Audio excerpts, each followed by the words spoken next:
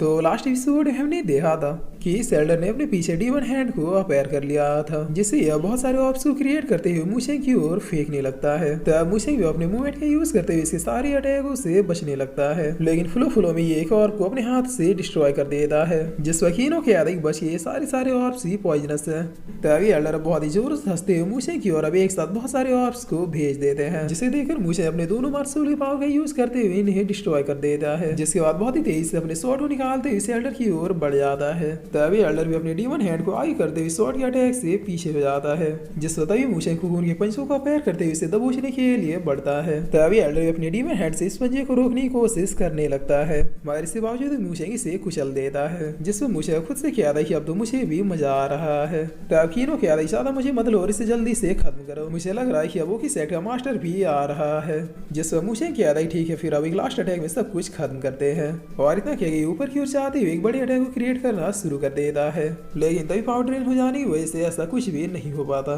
तब मौका देखिए इधर से ये एल्डर भी मुशेंग के ऊपर एक अटैक कर देता है, जो सीधे आके मुशेंग को लगता है और मुशेंग जमीन में गिरने लगता है। तब वो तुरंत ही निकल के एल्डर को दोबारा से आके कुचल देता है, मगर पंजा हटाने पता चलता है कि ये तो यहाँ पर है ही नहीं, जिस पर खून चिल्लाते हुए कह रहा है कि मुशेंग सावधान रहो। तब इधर इंजर्ड हुए मुशेंग की ओर ये एल्डर बहुत ही फास्टली अपने स्पेयर के साथ आता है, लेकिन इससे पहले कि मुशेंग को मार पाता फ्लेम गार्डियन आके इसे रोक लेता है, जिस वकीलों कह रहा है कि अब देख क्या रहो, जल्दी से खत्म करो इसे। तब मुशेंग यस कह के अपने स्वॉर्ड को पैर करते हुए इसके ऊपर एक बहुत ही पावरफुल अटैक को बरसा देता है, जिसकी वजह से ये एल्डर दूर जाके गिरता है, मगर फिर से उठ के बहुत ही जोर से हंसना शुरू कर देता है और हंसते हुए कह रही बच्चे तुम्हारी पावर काफी ज्यादा ड्रेन हो गई है मेरे पॉइजन की वजह से।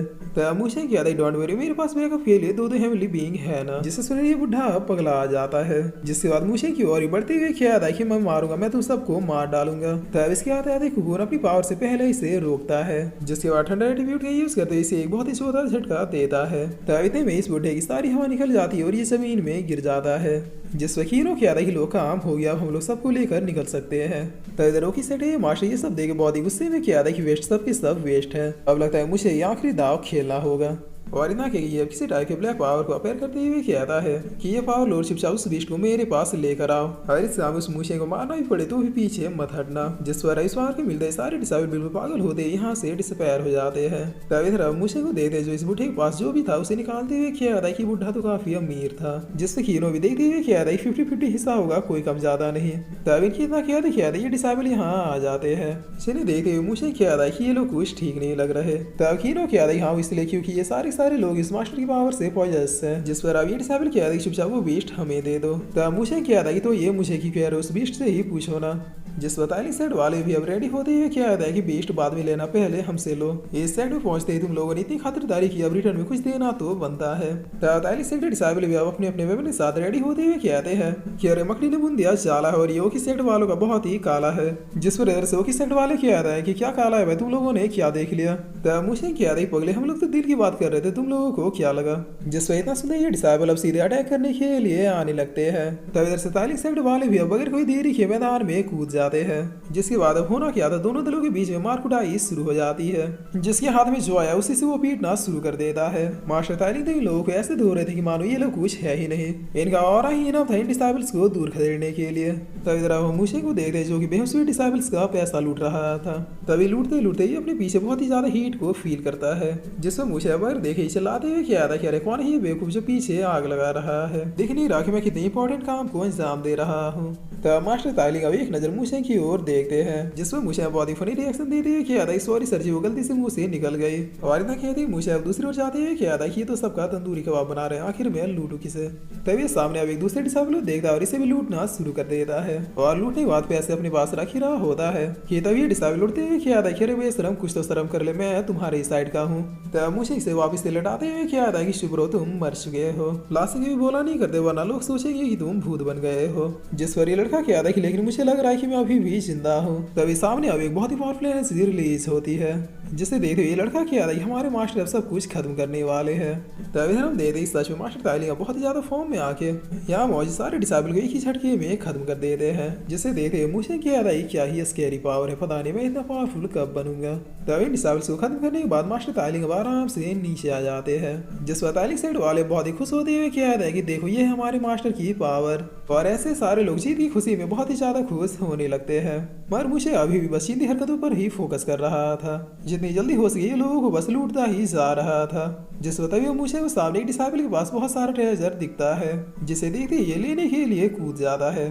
मगर तभी पोटली आसमान में जाके एक बड़े धमाके के साथ फट जाता है, जिसकी वजह से अचानक यहाँ का माहौल चेंज होने लगता है। तभी देखकर मास्टर तालिंग इसके ऊपर अपने पाल्म अटैक से हिट करते हैं, मगर इनका भी अटैक फॉर्मेशन के सामने डिस्ट्रॉय हो जाता है। जिस पर अब देखते ही देखते सारे मरे हुए की साइड डिसेबल पावर इस फॉर्मेशन से जाके मर्ज होने लगती है, जो यहाँ पे अभी मास्टर की जैसे अपीयरेंस को क्रिएट करते हैं।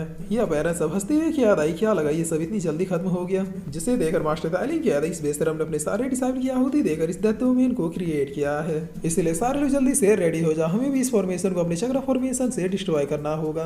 तभी ना सुनते सारे तालिंग साइड वाले भी अब चक्र फॉर्मेशन क्रिएट करना शुरू कर देते हैं, जो देखते ही देखते बहुत ही पावरफुल एनर्जी को रिलीज करते हैं, जिससे कि ये डेथ डोमेन डिस्ट्रॉय हो जाता है। तब सब कुछ अब पहले की तरह नॉर्मल होने लगता है। जिसे देखकर डिसेबल बहुत ही खुश होते हुए क्या देखे लगता है हम लोग जीत गए। लेकिन इनके इतना क्या था यहाँ पर फिर से बादल घिरने लगते हैं, जो डिसेबल के ऊपर बहुत सारे रेड थंडर को बरसाना शुरू कर देते हैं। जिसमें मास्टर तालिंग क्या मास्टर शिवना शिवाना बंद करो और अगर दम है तो फेस टू फेस आके फाइट करो। तब मास्टर होगी अब यहाँ पे अवेयर होते हुए क्या था कि इस प्लान के लिए मैंने अपना सब कुछ झोंक दिया। तुम लोगों को लगा कैसे तुम लोग इतनी आसानी से जीत जाओगे। जिस पर मुझे इसे देखते हुए क्या था कि वो तो सेक्टर असली कमीना ये है। तब कीनो क्या था उसके प्लान को तो मानना होगा। पहले 3 लेयर का एक फॉर्मेशन बनाया, उसके बाद 1 लेयर का डेथ डोमेन, और अब इसके खुद का ये सुप्रीम डोमेन जो कि उन डिसेबल को और की वजह से अनबीटेबल हो चुका है। जिस पर मास्टर होगी बहुत ही जोर से हंसते हैं, सेक्टर डिसेबल के ऊपर ठंडर को बरसाना शुरू कर देते हैं। तब मुझे क्या था कीनो बताओ कि आखिर इस डोमेन को कैसे ब्रेक किया जाए। जिसमें कीनो छुट्टी बजा के उस लड़की के वेपन को अपेयर करते हुए कहता है कि इसे मैंने अपनी पावर से और भी ज्यादा स्ट्रॉन्ग बना दिया है, इसे लोअर सीधे जाके इस डोमेन में घुसेड़ दो।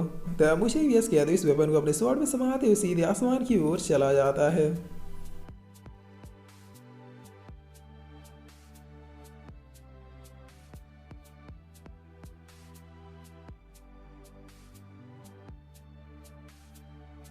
और फिर इसी के साथ ही एपिसोड यहीं पे खत्म होता है।